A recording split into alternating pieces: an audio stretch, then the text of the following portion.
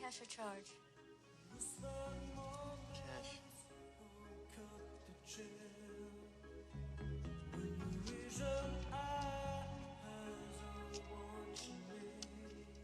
John, aren't you gonna ask me how I like this?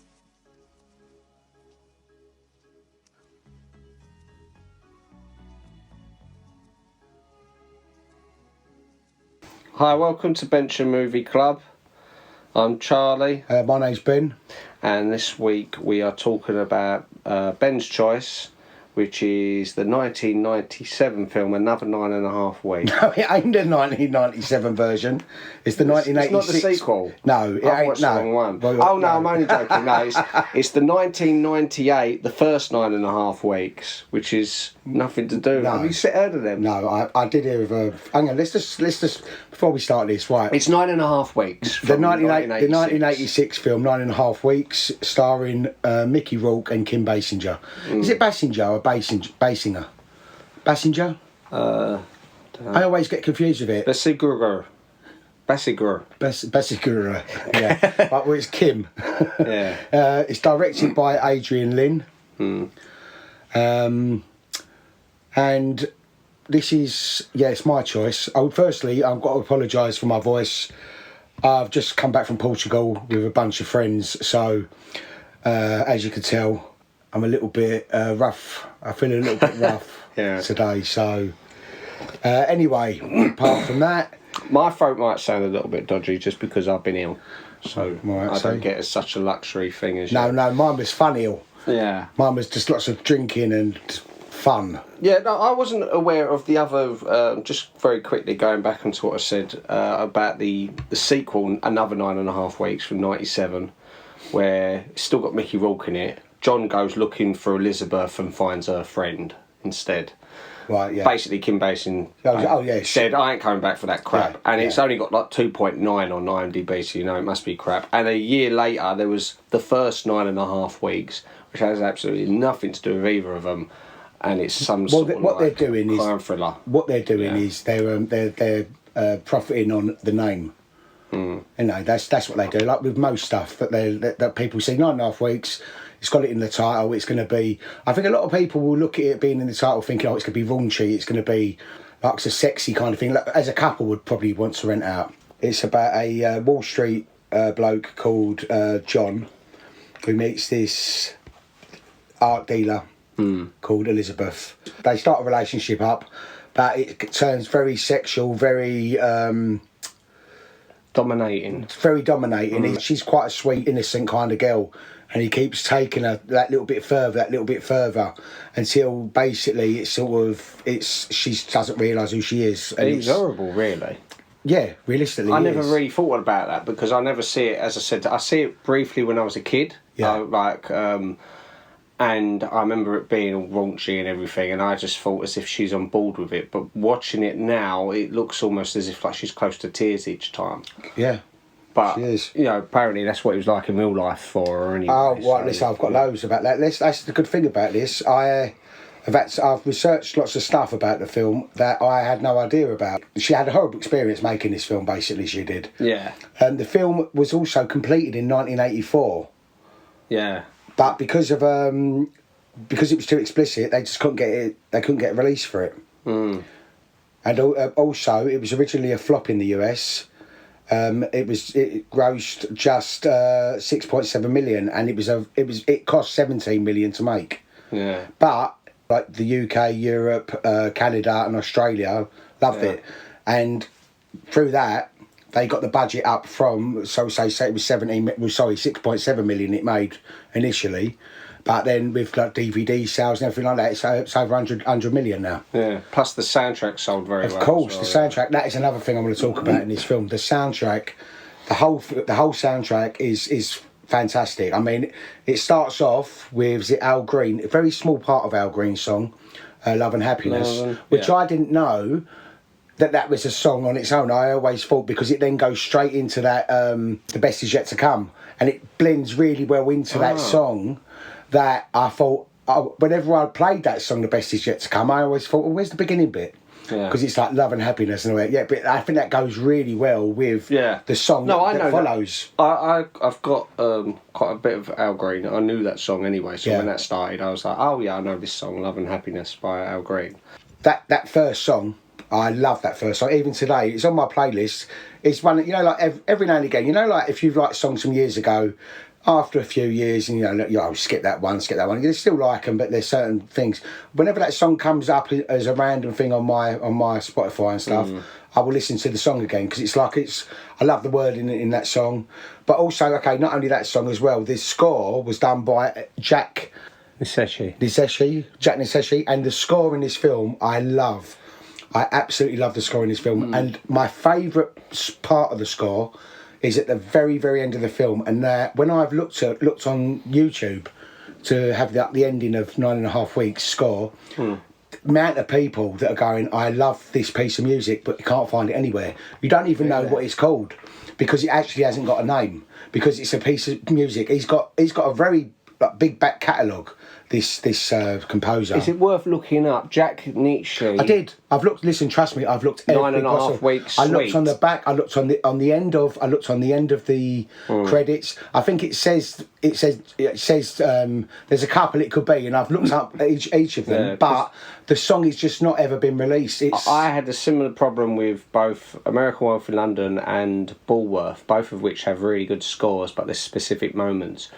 And I couldn't find For Love Nor Money. Then I ended up looking up, you put the film and you put Suite, Suite, and it will have it's like a compilation of all the main parts of the music from the film. So it goes on for about 5 to 10 minutes or whatever, and then you might hear it in that. So it might be worth looking. Yeah, I'll give that a go. But I have looked for this. I bought the soundtrack. It's very 80s, isn't it? It's very 80s. But I like that. I mean, the way the style of the film in general, but also obviously the soundtrack as well. You can feel it was modern for the 80s. Yeah, but I don't think it's dated. If I look at that film today, I think the cinematography is amazing in this film. It's the shots. I mean, there's coming to the top of my head right now. There's a bit when they're walking from the promenade bit, and she's got all these balloons. The rest of the picture is all very grey looking. It's they're dressed in very sort of beigey kind of colours, and it's just all you see is these colourful balloons behind her. There's shots of when they're going onto the boat, and there's the beautiful backgrounds, and there's when she's watching. There's just so many fantastic scenes. He's a fantastic. He's got a vision. The director's got a vision. So it was this, because I see Adrian Lyne, obviously he's done Flashdance, Fatal Attraction, which he was Oscar nominated for, Jacob's Ladder, The Leader, and Indecent Proposal. Yeah, which I've had that written down, Indecent Proposal. Demi Moore wanted to have the main part in this, but he said she was too young. That's right. Going on that, Kathleen Turner. And I don't know if you know Terry Garr. You probably might not know Terry Garr. The name's familiar. She was, I think she's in the film Tootsie. She was very early 80s. You'd know her face. I'll tell you where you might know her from. She played Phoebe's mum in Friends. Oh, the ditzy one. The ditzy, she played her. But also Jacqueline Bisset, she was quite big in the 80s, so I don't know if you'd know her. No. Right, she was she was lovely, but she read the script. She refused to do it. But the people that came close to doing it was Isabella Rossellini. She actually screen tested with Mickey Rourke, and as you said, Demi Moore was really interested, but they said that she was too young, which she would have been too young because that was 1984. It was completed, so it was actually the film was completed, so it's probably shot in about 1983. But his other films, particularly Fatal Attraction, Indecent Proposal, and Lolita, are very sort of similar themed. It's very sexually based, especially Fatal Attraction, Indecent Proposal are very dark. Although there are a lot. I think Indecent Proposal, I watched it recently, about a year ago or so. It's very tame. It's compared to things like which this. Was a lot earlier. Yeah, so you'd think he would have pushed, especially him as a director. The way he went with this film, you'd think, he's going to do a lot. It could have been a lot. I was saying that maybe it's where he felt stung because it took 2 years for this film to sort of come out. He's probably sick of it. He might have come to some decisions in Fatal Attraction and the later and Indecent Proposal where he's gone like, you know what, I'm not going to do that because they'll just make me cut it out anyway. Right, but Fatal Attraction come out before Indecent Proposal. Fatal Attraction is quite dark still. Yeah, but I don't think it's as raunchy as this. No. And again, he got Glenn Close as the lead. So, who looks like, what's her name out of Terrorhawks? no, she can't. I never understood that. I never understood the appeal of. No offence to her, she's a great actor, but it's for Fatal Attraction. I never understood why would he want to cheat on his wife with her. I could understand if he was single and desperate and drunk and blind, like you. Right, well, that's not very nice. But I mean, no. I like Glenn actually, Glenn Close is a fantastic actress, but I can see where you're coming from. That Kim Basinger. Why would he risk? Yeah, if it's someone like Kim Basinger. Yeah. If it had been someone like her, or even Demi Moore. Or Demi Moore, yeah. Kim Basinger. But then maybe Glenn Close had some sort of sex appeal that I don't know that I didn't notice. But I didn't fancy Glenn Close, but obviously she had something going for her. See, that's another thing I wanted to mention in this.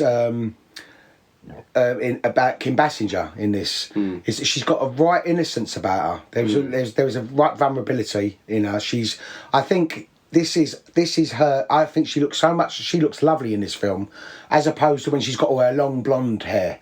I think she looks better with her shorter blonde hair. Like she's got in this, she looks so much more attractive. Though, isn't it? Yeah, but it's not like after this, it seemed that all her films she had the long like waist length kind of hair. She's had that kind of really long hair ever since. Yeah, Kim Basinger owns over 14 hours of deleted scenes that MGM thought was psychologically damaging. She's not released it, so she owns it for a reason. Yeah, but I mean, it's weird that she owns it. So maybe she is very proud of the film, so maybe it's just one of those things she thought it's going to end up getting lost forever, so I will be the gatekeeper of it, I will keep hold of it. So why hasn't she then released it? Because there's bits in it...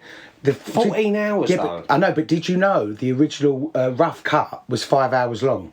Yeah. The rough cut was 5 hours. They kept in that bit of her talking to some artist, which I just thought, what's going on here? Is she going to have sex with him now? No, yeah. No, but the thing is, look, they cut that film so much, and I'm intrigued because, if you love a film, even if just to see it once, because once you've seen it, you'd always go back. We've talked about this before, like, we've seen director's cuts of something, and it might be brilliant, and you go, okay, but then we will gravitate probably back to the original. But in your brain, you've seen them bits. So I'd like to see it just once, because a 5 hour version, I think that's like the hours, the film itself is how long. Have you got it written down? It's not as long as that. I don't think I could. Hour and 36. I don't think I could do the 5 hour one just because there's very few films I could sit through for 5 hours. Yeah, but the way I look at it, could be like, you watch an hour sort of thing on Netflix and there's like sort of 5 episodes.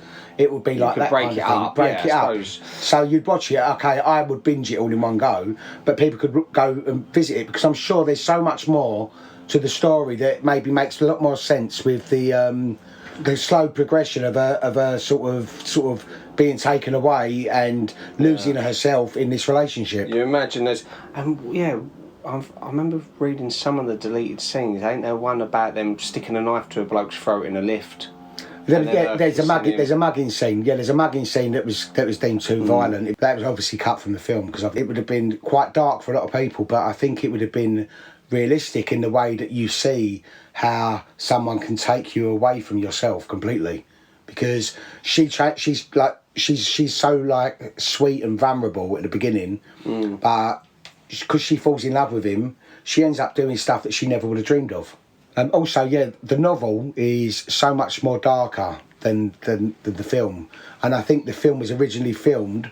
They added all these scenes into it, so I think with Kim Basinger's memories of the film, because they filmed all these scenes, the things that I think affected her the most were the things that was cut out of the film. Yeah. So we don't see what actually sort of damaged her during this film. Yeah. Well, it was based on a true story, wasn't it? Yeah, semi-autobiographical. Yeah. Yeah, and apparently she plays down what she was like. She was more like a sexual prisoner. She was kept handcuffed to a table most of the time, forbidden from brushing her hair, eating, and she ended up being hospitalised. at the end of the 9.5 weeks. Really? Yeah. Oh, okay. It's weird then, isn't it? When you think, like, okay, like we're watching it as an entertainment thing.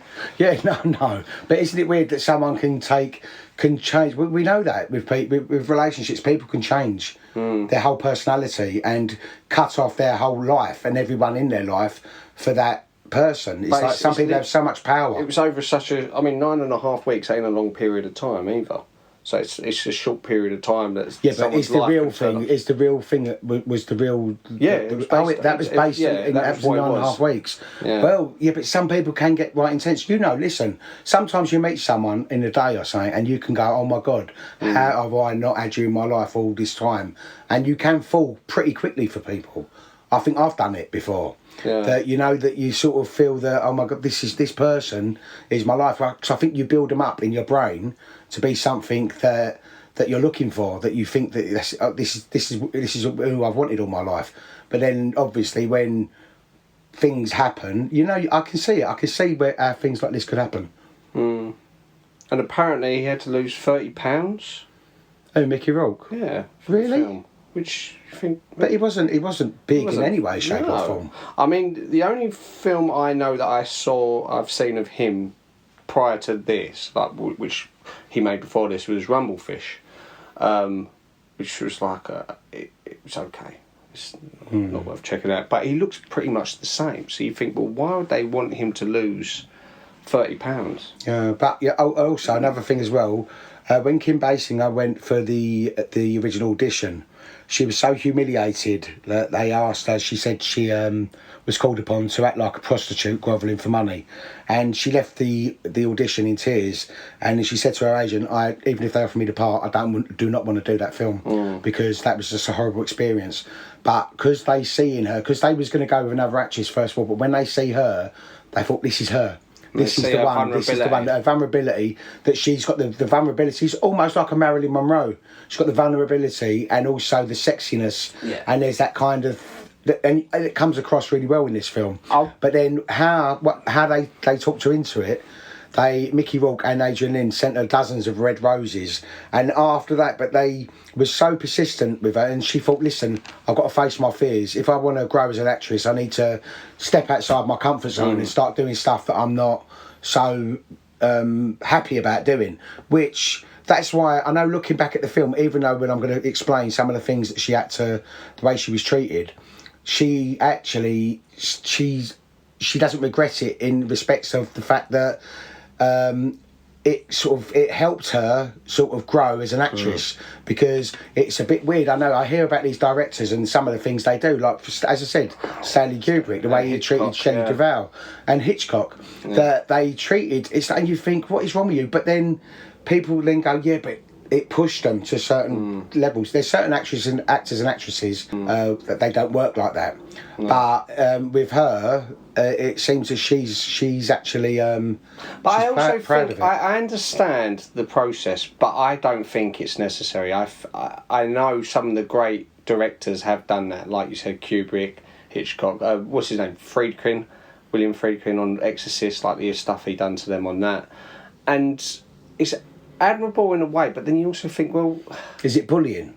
Yeah, I think it is. I think you can still get. You just got to have more patience. You got to take the time to get the performance out of them, rather than slap them or treat them like crap. Yeah, maybe because ultimately, when the film comes out and they go, "Oh, you were so fantastic." Yeah, but I think it's the director's ego. I think the directors look at themselves and say, "I'm an artiste. Yeah. You are nothing." Oh no, I agree with you. I think it's a bit scummy. I couldn't do that. I refuse to do it. It's not unless I actually really hated the other human being. Yeah. But even then I wouldn't be working with them. No. I wouldn't have them. But then what you would do, you would try to sort of say, listen, you're not actually getting it right with this scene. Show them. Can you just sort of listen, this is what I'm after. And we'll keep shooting it till you're going to get it right. All right. So, but this is what I'm after. I know what I want. And as soon as I see it, I'll know that it's there. Right. There was a certain scene that was cut from the movie where they do like a fake suicide pact.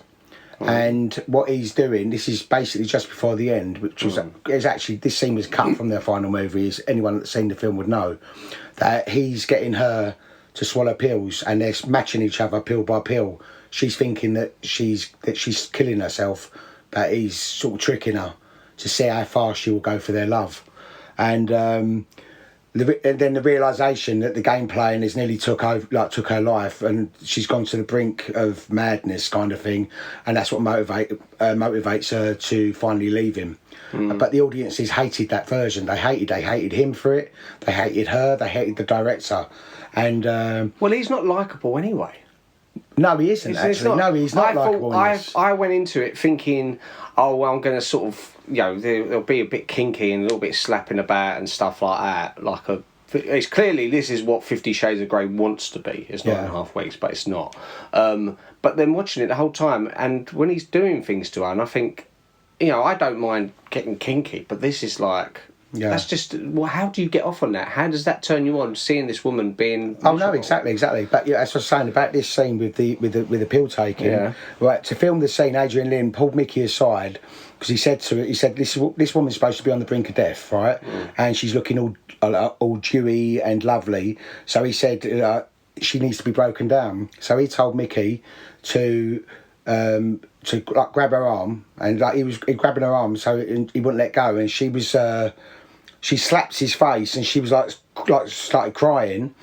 He then, I don't know. She was hitting out, and he slapped her face. She started crying hysterically, and then the director went, right, now we start the scene. So that's what I'm saying. So he pushed her to the brink that she was being bullied. As I say, a bloke grabbing someone's arm. See, I never knew none of this about the film until I've actually looked this up yesterday. He said it was not the result in a sadistic alliance between him and Mickey.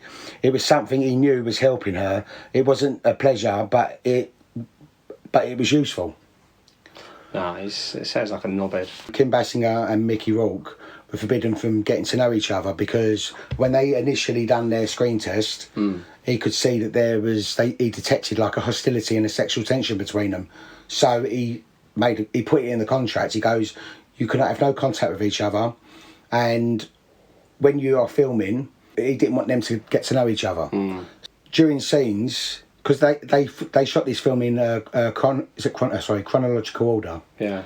So, and because he wanted the tension to build up between them, he wanted it to sort of be realistic. Yeah. So the film's original studio, TriStar, dropped the production 3 days before filming started, and it was then picked up by MGM. It made You Can Leave Your Hat On, a classic striptease song. Joe Cocker had also wrote classic movie songs from Officer and a Gentleman, Up Where We Belong, and Dirty Dancing, Time of My Life.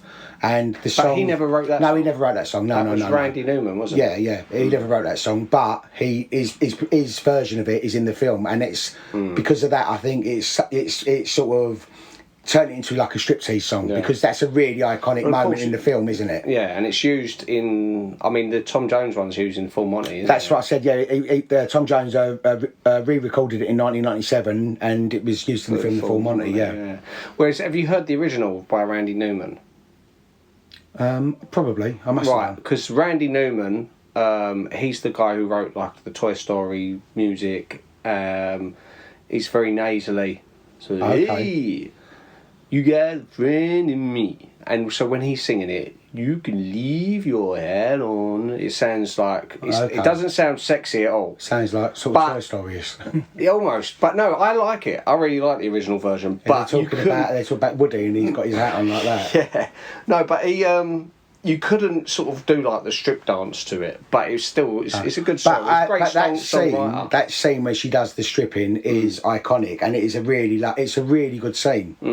I mean, I mean, I love this film, and it's not from the sex point of it, which I would have thought it would have been at my age when I would have seen it, but I just think I think it's just because of her vulnerability and the way that she just changes throughout the film, and he is actually a nasty bastard. He's very good looking in this film because he was a very good looking bloke back then. So is she. So it makes sense. You know, sometimes, like we say, when you watch films, you think that couple doesn't look like they go together. I can't believe that she would be with him or he would be with her. Yeah. But in this, you think they're probably on the same level. Yeah. Attractiveness wise. She does look lovely in this film. I think they're probably like the second most attractive film couple in history. Well, okay, who's the first most attractive? I'll tell you film later. couple? I'll tell you later. Oh, don't forget. I won't. I'm on the edge of my seat. Also, Kim Basinger's marriage broke down because during the making of this film, because of the cruel mind games from the director and co-star, it left her in a vulnerable state, and she just felt totally emotionally neglected. Who was she married to? She totally emotionally neglected him for a year. She had nothing left to give. She said she was married to a makeup artist called Ron Snyder. Right. So, but yeah, she said because I think it took about a year to film the film, and because it was taking so much out of her, that she was like it was messing her brain up, because obviously this is unlike anything she's ever done before. She said that once the filming was finished, she was so happy to leave that character behind, because she couldn't sort of stop. She found herself feeling them kind of feelings. Which is probably another reason she didn't want to do the sequel. She thought, I'm not going through that again. I don't need to. No, exactly. Also, preview audiences hated it, but then came back and to watch it again. And when the directors are asked them why, it's because they wanted to understand it. It's like, oh, I hated it so much, but I wanted to understand it. And apparently the men felt like threatened by it, and women were more open-minded about it. Why were men threatened by it? I don't know. And also, yeah, as you mentioned earlier about 50 Shades of Grey, it's a major influence on 50 Shades of Grey by E.L. James. It's been widely remarked that James owes a substantial debt to 9.5 Weeks. The filmmakers acknowledged this by casting Kim Basinger as Christian Grey's mum in the last two movies.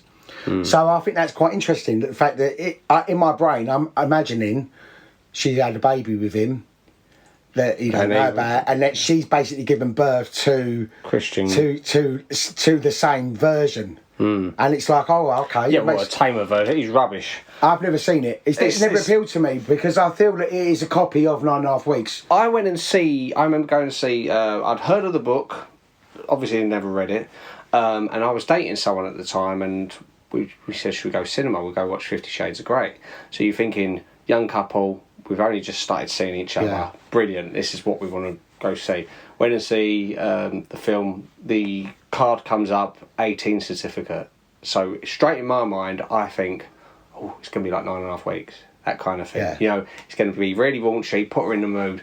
What a bore fest it was, the whole film. And I was thinking, well, when's he actually going to do anything like saucy? They have sex a couple of times, but it's nothing sort of really kinky or anything like that. And then at the very end, spoiler for 50 Shades of Grey, the first film, all right? So at the very end, she sort of goes, I want to see how bad you can be. I want to see the worst. And he's like, oh, okay. And he takes her to his pain room where he ties her down on this bed, and he goes, I'm gonna spank you like 5 times or 6 times, and I'm going to count them. And he goes, 1.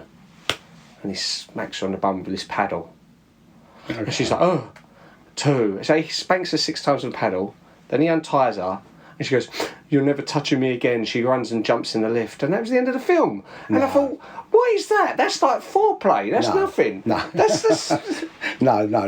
So that's, I think in my brain, I've heard that people saying, oh my God, this 50 Shades of Grey book, blah blah blah, and I just never bought into it. No.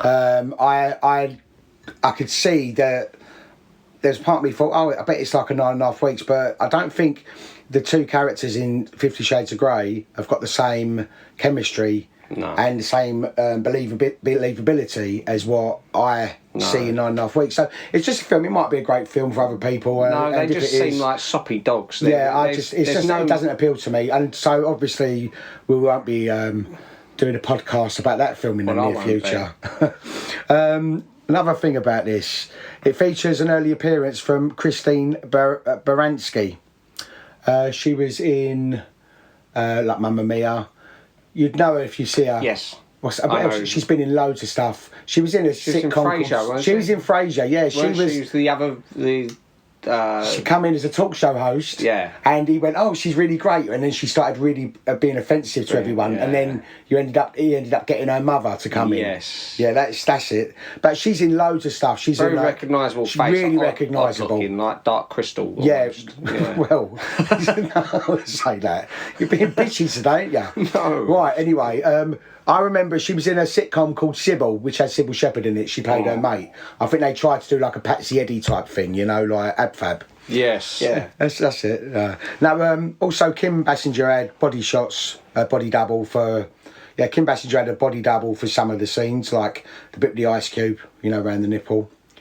You know, yeah. Okay. Unlike in the sequel, what is it? Eva... What's her name in the sequel? Eva Lovelong or whatever her name is. The woman they got in the sequel. Lovelace. Yeah. She didn't have a body double. No, but listen. It's, there was a couple of scenes. It was only like the bit with the ice cube and also the bit in the art gallery when she's listening to another fantastic song by the Eurythmics one. You know, when she's masturbating in the... watching the film, watching the slideshow. Yeah, that what was bit. that about? No, but I love that scene. So she was at work? Scene. She's at work. She's obviously like... But she's... What was the slideshow again? I can't remember. It was all just pictures of art pictures, but... There's a body double in that, but it's probably just like legs or this or that. Because if you see a lot of this film, you can see it's her body. She done her own sort of sex scenes in other films, so a lot of it is her body. But there's certain bits, maybe because she was married, she goes, "Well, can I not have the bit with the ice around my nipple, please? Because I think my husband might have a bit of a problem with it because we were going through a bad time anyway because of this film." Listen, the thing though, again, what we were saying about, we've said in previous podcasts about being married or in a relationship with an actor and they take on a film which has a sex scene in it. Oh, yeah. As soon as if you can't handle that kind of thing, you shouldn't be in a relationship with an actor because there is a higher chance that they'll be given roles where they have to sort of kiss ugly people or do disgusting things, and if you're not on board with it, then you can't. But as I say, there'll be sex scene things that will be like really graphic. But if you're not in the business and you're married to someone like that, I think you'd have to just not look at the film. You know, like you'd have to just go, oh yeah, that's really good. Just look at the tame films, like the Disney versions and stuff. But even like with like tame, like by comparatively tame films, like you look at Mr. and Mrs. Smith.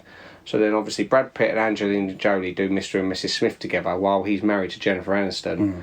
Ends up with Angelina Jolie. Oh yeah. And you think if Jennifer Aniston can't keep hold of a man, who can? So you can understand how some people would feel insecure. Yeah, but you don't know also what goes on behind the scenes with her relationships. Her makeup artist, boyfriend or husband. Yeah. It's like, so you're going off to do sex scenes with Mickey Rourke. Yeah, it was Let me read this script. It was a good-looking bloke. All it is sex scene. Yeah. That's all it is. It's almost like a softcore porn, the whole film. Yeah, but I don't find it... I mean, I tell you, I know Mum actually loved this film. I remember she really loved it. I never watched it with Mum. It'd be a bit of a weird film to watch with your mother. Yeah. But she always loved this film. And it's... but I think it's sensual. Rather, it's more erotic rather than... sort of hardcore kind of porn type stuff. Here's another thing. So there's the bit where he gets the prostitute in, isn't there? Right? Why does he pick such an ugly prostitute? I don't know. Maybe you've got to go and ask him. No, but it's just like he just literally goes get some cleaner woman. It's not, and she's laughing, laughing. Yeah. It's just like a witch, a crone. I thought, well, if you'd got an attractive woman, one who's not jabbering on in Spanish while she's like trying touching to do her, stuff to you, yeah. then maybe she would have been involved. She might have been more up for it. She might have gone, actually, yeah, she's quite hot. Yeah. You know. Well, I don't know. I've never really looked at it, that bit of it. But I just thought it was an odd casting choice, I guess. Well, it wouldn't surprise me the way they treated her on that film. But so it's interesting to find out then. So what's your views on the film then? Well, yeah, as I said, Because you've not seen it since being a child. Well, actually, how old was you when you watched it? Was a child. I think I was probably about 10. 4 or 5? No. I was probably maybe 10, 11, 12 or something. When did Basic Instinct come out? That's 90s, 90... 92, I'm thinking 90, early 90s. Right, so I was about 10, 11, because I remember I'd seen Basic Instinct, and I thought, I want to see more films like this. So I watched 9.5 Weeks, you know. Because I probably had the video in my bedroom. And because obviously Sharon Stone was very attractive as well, and I thought, oh, okay, I watched 9.5 Weeks. And then I watched Fatal Attraction. I thought, oh. I thought this was like a trilogy of erotic drama thriller films, you know, which you think at that time they were like the trinity of erotic charged mainstream Hollywood films. You'd think 9.5 Weeks, Fatal Attraction, Basic Instinct, you know. But yeah, it's just. Yeah, so you didn't sort of carry Fatal Attraction all the way through. No, watching it from beginning to end. I think it's a good film. Story-wise, I think Fatal Attraction is probably the strongest of the three. Yeah, especially when they keep the original ending where she kills herself rather than. Yeah, I'm sorry, spoiler. Well, no, but it's not a spoiler because in the original, spoiler for Fatal Attraction, she gets killed. Like they turn her into some monster, almost like out of misery. Yeah, but in the original one where she's just really like depressed, kills herself and frames him, that's more clever ending. Yeah, that's a better ending. It's clever. Yeah, you know, because that's it. She screwed him in the end. I would say out of the three of them, 9.5 Weeks probably has the weakest story. Do you think so? Well, it's because it's not really a story. It's more of a drama. I mean, I'd say it's an erotic drama, whereas the others I'd say were thrillers. I can understand where you come from with Fatal Attraction. Fatal Attraction is but it's a different type of story. Yeah. Whereas at 9.5 Weeks, I find it's because it is a relationship and it shows you how far you can push someone. Oh no, it is. Listen, I'm saying there's loads of great films where, you know, you hard to express to someone what happens in the film because it's just. It's not about the story. It's you can't really explain. Like with this, I can't explain it. I know some people have not got it. I mean, I'm quite good usually with picking films, and then people will go, "Oh, it's a really good film." I know, but there's times when I've shown this, and then people are going like, "But it's all right." But it's just like, but I think I see something in it in a different way. Maybe because I take it back to such a long time ago, but it's something that it was always. I loved the soundtrack. The soundtrack was fantastic in it, and I just loved. The visual of it all and the story I loved, and it was it's just something that sat with me for all these years. It is a very well made film. As I said, I mean you couldn't cast it better because if they'd cast like Glenn Close. Yeah. If it had been like Glenn Close and Columbo, like Peter Falk, you couldn't get through it. You'd be like, I feel sick watching Well, they're not going to cast... they cast for that one, you know. But sorry to any Glenn Close fans out there. We're not saying she's a fantastic actress and all that. Charlie obviously don't think she was cast right in Fatal Attraction. No, but anyway. No, I think she is again. If you put her up against Kim Basinger and Sharon Stone, she's probably the better actress out of all three of them.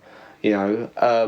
For me personally, I mean, the thing is, I'll be honest with you. I think you need to be physically attracted to someone. If you're going to be going along that journey, you're going to think, well, I can see what this is about. This is the thing. For me personally, and I've got a very taste in women. For me, Kim Basinger, I've always thought, even in this, I thought, she's okay. She's not, to me, ever been like the bombshell woman. She's never been to me like, oh yeah, she's gorgeous. Oh, I've something about her. I can appreciate her on an aesthetic level. I can look and go, well, yeah, of course she's attractive. Of course millions of men found her attractive. It's just for me personally... So you don't think she's attractive? No, I think she's attractive. But I'm saying for me... If there's certain other people I'd put before her. I mean, I know the majority of people wouldn't agree with me. It's like I prefer how Sharon Stone is in Basic Instinct. Sharon Stone looks stunning in Basic Instinct, yeah. But it's something about the naughtiness of her. I think what it is, especially with this film, is where Kim Basinger seems quite innocent. Yeah. You know, and how he wears her down and stuff. And I think I'm more into the sort of experienced naughty girl rather than the innocent, don't hurt me kind of like Bambi type girl. Yeah. That's not appealing to me. I like a woman to sort of almost demand, come in and say, this is what I want. So you're very much 9.5 Weeks style person. That's what you're telling everyone. No, but this is the thing. Like when... No, I know what you're saying. I think this is why I've also got... This is why I don't like him so much in this is because He's a bully. when he's doing that, I just want to sort of cuddle her and nurse her kind of thing.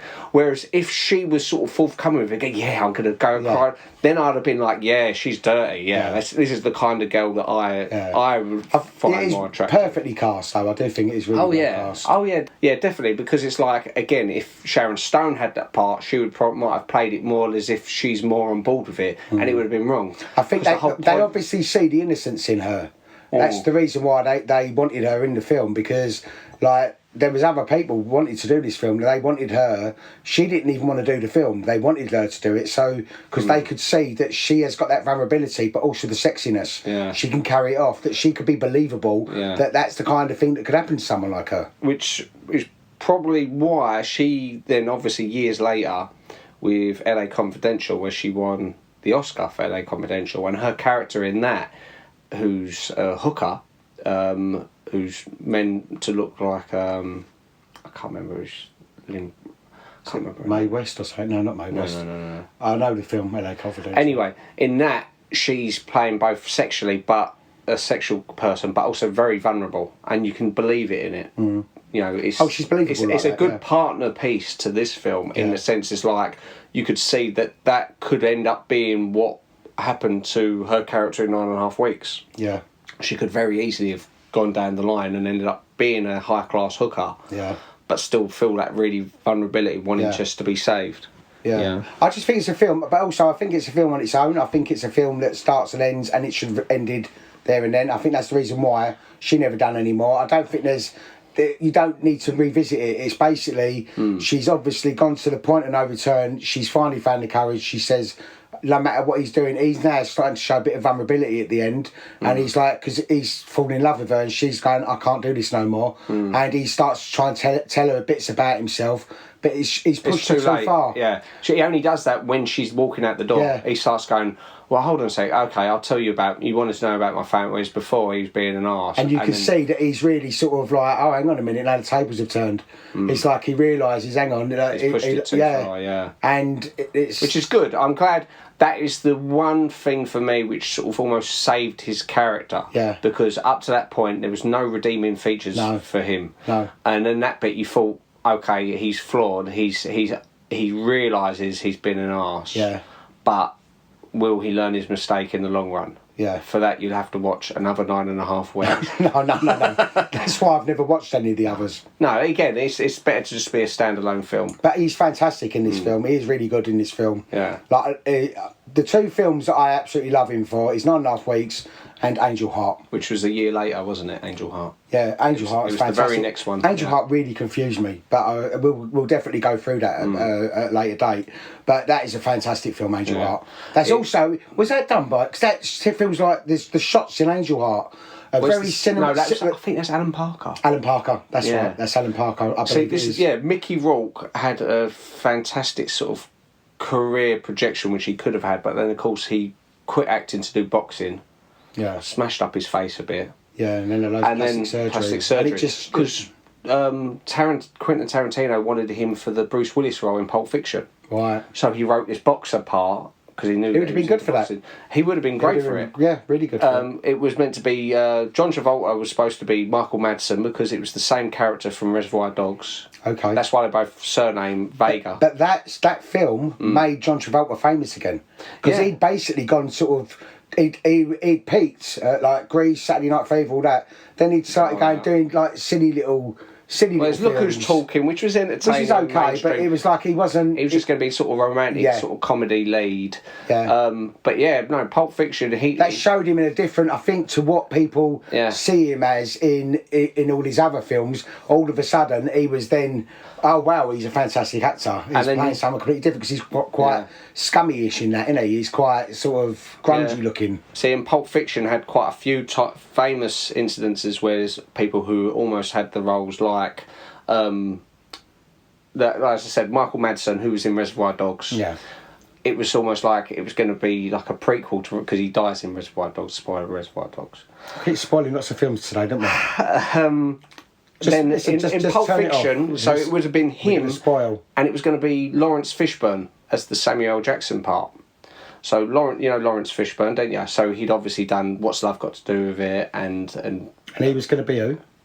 He was going to be Samuel L. Jackson's part, okay. which obviously made Samuel L. Jackson. Samuel L. Jackson only had like a few bit parts in that. And what happened, funny enough, was because he was doing so well off the back of What's Love Got to Do with It and various other things, his agent said to him, "No, you don't want that part. You're getting second billing to John Travolta. You don't want to do that." Yeah. So he's told him, "Look, leave that. You're going to get a part in the new Die Hard film, Die Hard with a Vengeance, opposite Bruce Willis." So he went, "Okay, I won't do it." Sam Jackson gets the part, gets Oscar nominated for Pulp Fiction, ends up getting the Die Hard scene. But he was well pissed off. And poor with his Lawrence agent. Fishburne, although Lawrence Fishburne got the Matrix, so he weren't. Listen, I'm sure they've all done well. Yeah. So on the whole, then, so what do you think about this film then? It was a good film. You enjoyed it? Yeah. Was it what you thought it was going to be? Is it the same film as what you imagined it? It was one of those films that when I was watching it, there's parts of it were coming back to me. I was like, "Oh, I remember this bit. But I didn't remember how nasty he was. That was the only thing that sort of shocked me in a way. I kept thinking, no, he's got to relent in the second, hasn't he? He's got to sort of... But that was the whole point of it. You know, I didn't get that the first time around. The first time I watched the film, I probably was just thinking, oh, they're just a couple being saucy, having sex on the stairs. You know, like when he beats up the muggers or whatever. The people who chase him, they splash her in the puddle and she says... arseholes or something like that, and they chase them, don't they? Yeah. And then he beats them up, and then they have sex on the stairs, and you think, well, the guys with all the water falling down. Yeah, and you think, well, those guys could come But back. it looks in a good. minute. It looks good. It looks It's a great. sexy thing. Oh yeah, and that's really cinematography is fantastic. That's why I thought, is it the same as Angel Heart? Because the cinematography in Angel Heart is really good as well. Yeah. So anyway, right, okay. Well, thank you for listening. And do you want to know what I'm? This is obviously 9th episode, and that's why it was 9.5 weeks. So, and our 10th one. 10th one, I've picked. And when I talked about them being the second sexiest couple of all time, oh, here we go. The first sexiest, of course, David Tomlinson and Angela Lansbury. Oh, Bedknobs and Broomsticks. Bedknobs and Broomsticks. I love Bedknobs and Broomsticks. From 1971, Bedknobs and Broomsticks. I do love that film. All right. Yeah. Okay. Oh, yeah, we haven't had any... It's a musical. we haven't had any kids' films yet, have we? Watership Down. Watership Down, yeah, but that's like a bloody hard. But I thought, because I remember you mentioned before about a musical, and I thought, yeah, we'll do a musical from the 70s, and I was thinking of some of the obvious ones. Malone and then it was the other day, I think one of the songs from Bedknobs and Broomsticks was in my head, and I thought, you know what, I love that film. Yeah. For me, and this is, I know not everyone agrees with this, but for me, it edges out Mary Poppins. Yeah. I prefer it over Mary Poppins. I put them on a par. I think they're both. Well, really what's an good. interesting thing you can do, and I've been doing this at work because the other day I thought Bedknobs and Broomsticks. I was asking various people at my work, and every single person had a different order. I said, if you put them 1, 2, and 3, Bedknobs and Broomsticks, Mary Poppins, Chitty Chitty Bang Bang, what order would you put them? And every single person put them in a different order.